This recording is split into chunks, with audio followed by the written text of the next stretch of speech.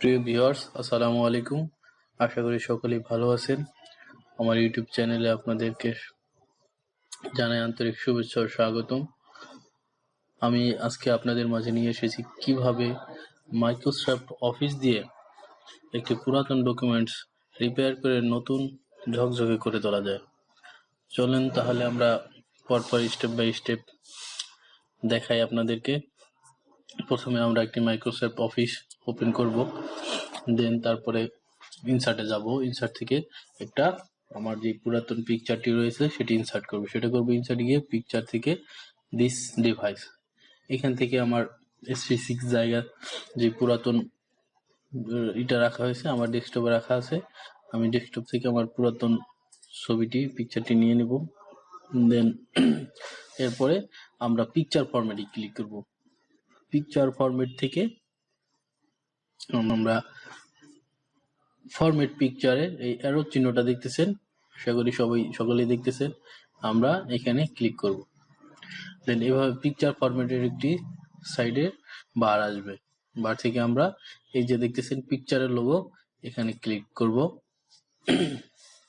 Click করে এখানে যে দেখতে পাচ্ছেন আমার শার্পনেস, সফটনেস, প্রেজেন্ট, তারপর ব্রাইটনেস, সবকিছু রয়েছে।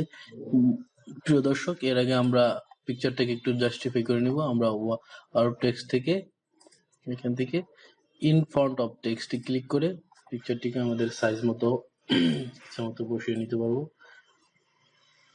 বড় ছোট করে নিয়ে যতটুকু প্রয়োজন। আর যেখানে এই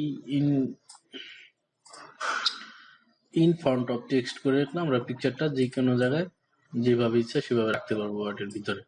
যাক, আমাদের মূল কাজে চলে আসি।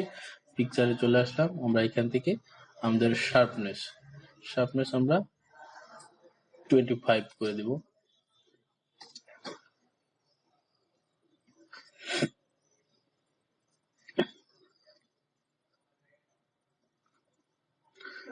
আশা করি দেখতে পাচ্ছেন। তারপর আমরা ব্রাইটনেস করে দিব 95। এটা আমাদের পিকচারের অনুযায়ী আমরা ব্রাইটনেস করে দেবো। আমার কম বেশি লাগলে যার যেটুকু প্রয়োজন সেটুকু। আর কনসার্ট করে দিব 35। দেখতে পাচ্ছেন আমার ইউটিউব চ্যানেলের প্রিয় ভিউয়ার্স, আশা করি দেখতে পাচ্ছেন পিকচারটা একদম পুরোপুরি নতুন হয়ে গেল। এখানে আমরা আর একটু আপনাদেরকে দেখাই। এখানে আপনার ইচ্ছা মতো যে কোনো এক এক পিকচার এক এক রকম হইতে পারে। বেশি পুরাতন হলে যে 85 বা 95, আমি 95 চুজ করে নিয়েছি। আর শার্পনেস এখানে 25 বা 21, 15 করে দিতে পারেন, অথবা এখানে 20 করে দিলে সবচেয়ে ভালো হয়। প্রিয় দর্শক, দেখতে পাচ্ছেন পিকচারটি পুরো নতুন হয়ে গেল। এখন যদি সাইডে কোনো রকম পুরানো ইফেক্ট থেকে যায়, সেই ক্ষেত্রে আমরা কি করব? আমরা ইনসার্টে যাব। ইনসার্ট থেকে শেপে গিয়ে রিক্ট্যাঙ্গেল ক্লিক করব। রিক্ট্যাঙ্গেল ক্লিক করে আমরা যেখানে আমাদের অ্যারোর চিহ্নটা বোঝা যায় সেখানে এভাবে টেনে দেব। দেন এখান থেকে শেপ আউটলাইন নো আউটলাইন করে দেব, আর শেপ হোয়াইট করে দেব। দেখতে পাচ্ছেন এভাবে যদি আরো থাকে তাহলে আমরা Ctrl+C করে পেস্ট করে এটা আমরাকে টেনে নিয়ে যাব। আমি একটু জুম করে নিই দেখার সুবিধার্থে। টেনে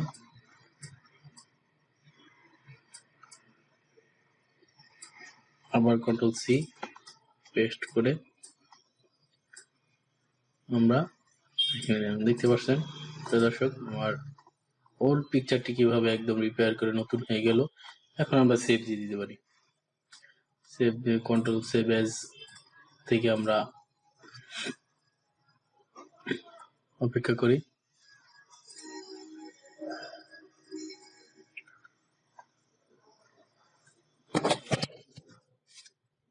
প্রিয় দর্শক, আশা করি দেখতে পাচ্ছেন। এরপর আমরা এখান থেকে আমাদের PDF করে নিতে পারবো। মানে আমাদের যেটা প্রয়োজন আমরা PDF করে নিব। আমরা ইচ্ছা মতো শো করে দেবো যেখানে রাখবো। আমাদের ডকুমেন্টসের নাম দিয়ে নিব, আমরা সেভ দিয়ে দেবো।